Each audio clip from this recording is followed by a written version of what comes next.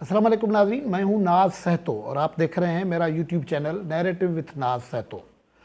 नाज़रीन, आज जो ख़बरें और उनका तज्ज़िया आपके लिए पेश कर रहे हैं वो ख़बरें पाकिस्तान के लिए बहुत इम्पॉर्टेंट ख़बरें हैं और इन ख़बरों में जो कहते हैं ना गुड न्यूज़ और बैड न्यूज़, तो खान साहब और उनके सरपरस्तों के लिए आज काफ़ी बुरी ख़बरें हैं। मिसाल के तौर पर एक बड़ी बुरी ख़बर तो ये है कि आज जो बाई इलेक्शन सिंध में हुए थे, दो ज़मीनी प्रोविंशियल सीट्स पे, वो दोनों सीटों पे पीटीआई के उम्मीदवार बुरी तरह हार रहे हैं। गो कभी फाइनल नताइज नहीं आए हैं, लेकिन दोनों सीटें बुरी तरह हार रहे हैं। वहाँ न सिर्फ ये बल्कि वहाँ बड़ा शोर शराबा के भी हुआ है वारदातों में। जो मली वाली सीट थी उस पर, उसके नतीजे में पीटीआई के जो बहुत ही ज़्यादा बड़बोले रहनुमा है हलीम आदिल शेख, वो इलेक्शन रूल्स की वायलेशन के बाद गिरफ़्तार भी हुए। अब वो पुलिस थाने में धर लिए गए हैं, एफआईआर भी हो गई है। लेकिन बुरी, इससे ज़्यादा बुरी खबरें हैं। मिसाल के तौर पर एक बुरी खबर ये है कि आपको याद है सरता पाँव चूमने वाला एक्स जज साहब, उसने जिस कपल को, मियाँ बीवी को गिरफ़्तार करवाया था और उनके ख़िलाफ़ रेफरेंस करवाया था, वो रेफरेंस ख़त्म हो गया है और वो जवाबदार एक्यूट हो गए हैं। ये बहुत बड़ी खबर है।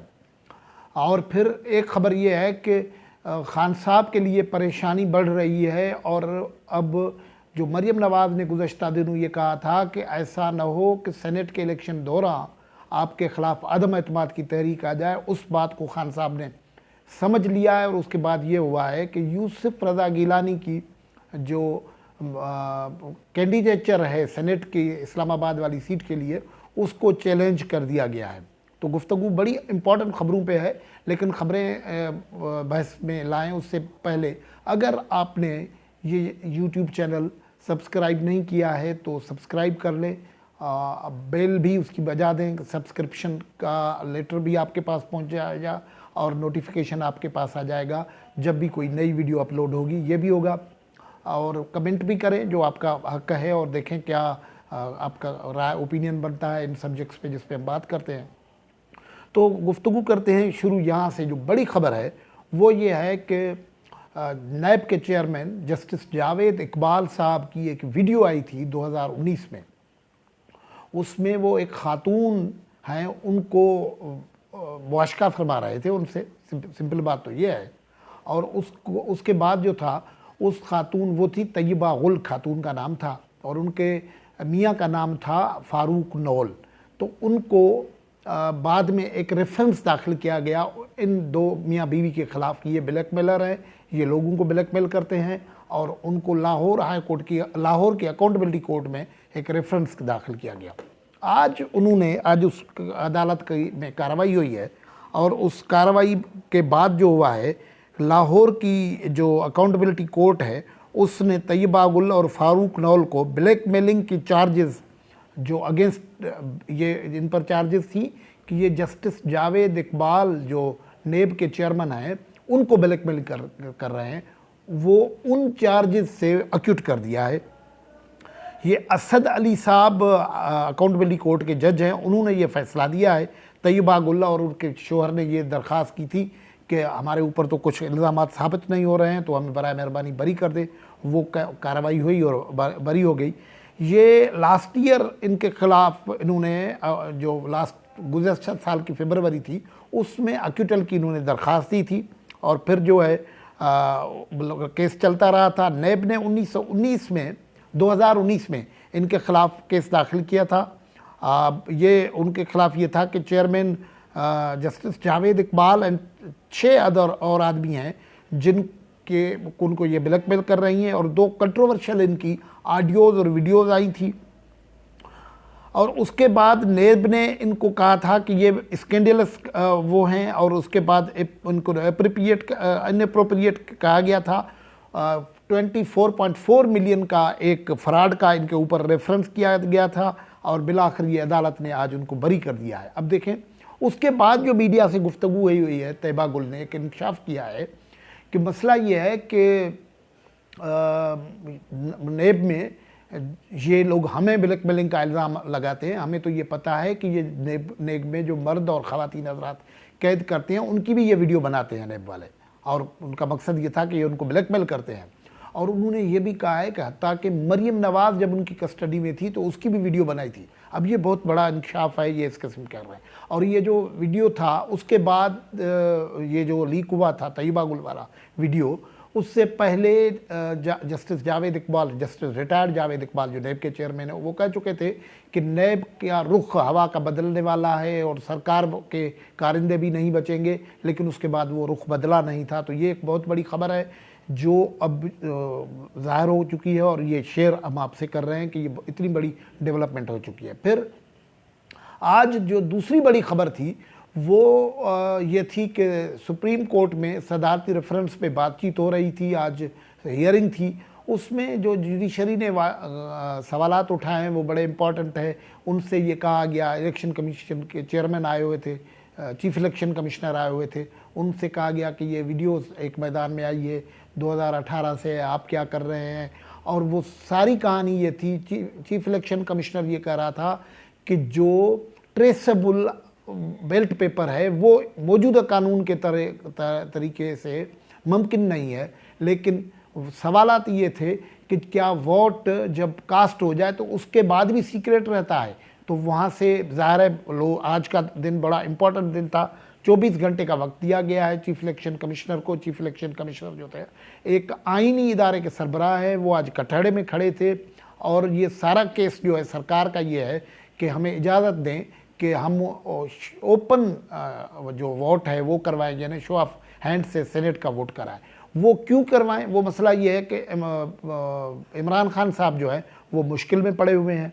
आज भी उनको झटका लगा, बुरी खबर मैंने कहा ना कि आज का दिन झटका ये लगा कि KPK से एक सेनेटर हैं शमीम आफरीदी साहब, वो और उनके बेटे हैं अमजद आफरीदी जो प्रोविंशियल असेंबली के मेंबर हैं, वो खान साहब की कैंप में थे। आज उन्होंने अपनी वफादारी तब्दील की है और वो पीपल्स पार्टी की तरफ चले गए हैं।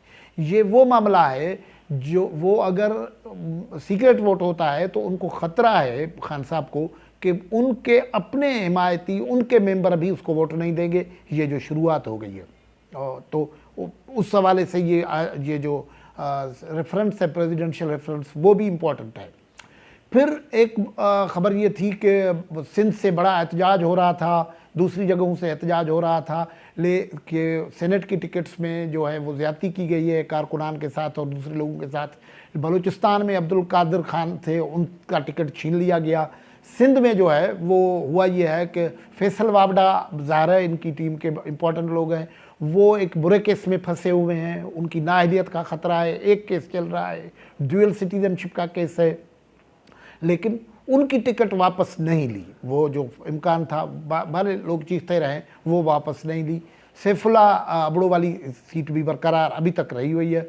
तो ये एक धचका तो वहाँ आया है। फिर उसके बाद जो आज मैंने जो आपसे खबर पहले भी शेयर की कि सिंध में दो, सांगड़ में और मलीर में, दो प्रोविंशियल सीट्स पे ज़मनी इलेक्शंस हो रहे थे। दोनों ज़मनी इलेक्शंस में PTI का शोर शराबा कि हम जीत रहे हैं, पीपल्स पार्टी ख़त्म हो जाएगी, नवाज़ लीग ख़त्म हो जाएगी, अपोजिशन ख़त्म हो जाएगी। लेकिन उनका ये जो बयानिया है आज गालिबन दफन होने जा रहा है, क्योंकि अब तक फाइनल रिजल्ट्स नहीं आए हैं। लेकिन इतना बड़ा फ़र्क है कि मलीर की जो इब्तदाई 66 पोलिंग स्टेशंस के नताइज आए हैं, उनमें तो सूरत हाल ये बताई जा रही है कि PTI तो 2 नंबर पे भी नहीं है, तीसरे नंबर पे है। दूसरे नंबर पे TLP के उम्मीदवार हैं, फर्स्ट नंबर के पे जो है वो पीपल्स पार्टी के यूसुफ मुर्तज़ा बलोच जो हैं वो हैं। मुर्तज़ा बलोच प्रोविंशियल मिनिस्टर थे, उनका कोरोना की वजह से डेथ हो गया था। ये सीट खाली हुई थी, PS 88, वहाँ इलेक्शन हुआ था। फिर जाम मदद अली साहब का सांगड़ में से, वो प्रोविंशियल असेंबली के मेंबर थे, फार्मर मिनिस्टर थे, उनका भी इंतकाल हो गया था, वो सीट खाली थी। वहाँ जाम मदद अली के भाई को सीट दी थी पीपल्स पार्टी ने, सामने मुश्ताक चूने जो PTI ने खड़ा किया था।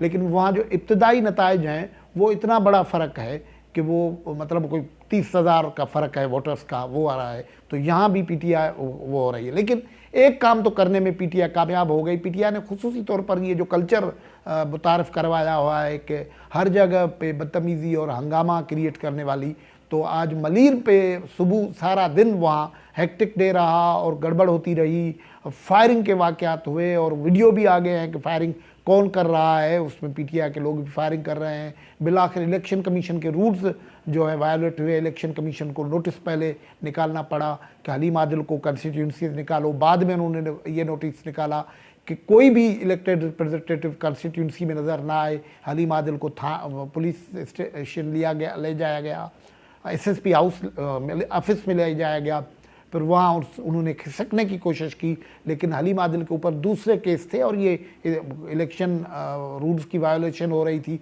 तो अब तो उनको धर लिया गया है, एफआईआर नहीं है, वो पकड़े हुए हैं और उस पर पीटीआई मरकज़ से भी और गवर्नर भी उन्होंने बयान भी जारी किया है कि ये कोई क्रिमिनल नहीं है। लेकिन हलीम आदिल साहब जहाँ भी सिंध में जा रहे हैं, ये हर जगह पे इस किस्म के मामलात उसके हो रहे हैं। कुंडरी में हुए थे, दूसरी जगहों पे हुए थे, तो ये भी हुआ है। तो आज का दिन बुरा दिन था इमरान खान के लिए। इमरान खान के लिए बुरा दिन तो मेरा ख्याल है अगले दिन आ रहे हैं, क्यों, और उस परेशानी का उन्हें भी अंदाज़ा है कि वो यूसुफ रज़ा गिलानी साहब जो खड़े हो गए हैं ना सेनेट के इलेक्शन के लिए इस्लामाबाद से, उनको अब वो कोशिश कर रहे हैं कि किसी तरीके से उनको नॉकआउट करवाया जाए। इलेक्शन कमीशन में पहला जो चैलेंज किया गया है, जिस फार्म पे एतराज़ किया गया है, वो है यूसुफ रज़ा गिलानी के नामिनेशन पे। पीटीआई के रहनुमा है कोई फरीदुर रहमान साहब, जो ख़ुद भी उन्होंने नामजदगी के कागजात जमा कराए हैं कि ये ईमानदार नहीं है, कॉन्स्टिट्यूशन के 62-63 के मुताबिक नहीं है। बाकी लोग तो हैं, इमरान खान साहब तो हैं, दूसरे लोग हैं, ये हमें पता है।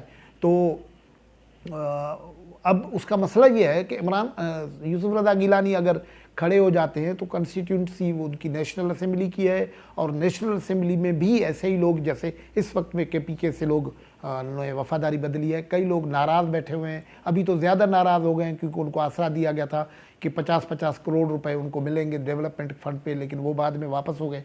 तो ये इम्कान ये है कि ये सीट जैसे ही अगर यूसुफ रज़ा गिलानी जीत जाते हैं तो इसकी जो कॉन्स्टिट्यूंसी है, इलेक्टोरल कॉलेज है, वो तो नेशनल असेंबली है, तो ये डिक्लेयर हो जाएगा कि नेशनल असेंबली का कोई ट्रस्ट नहीं रहा इमरान खान पे।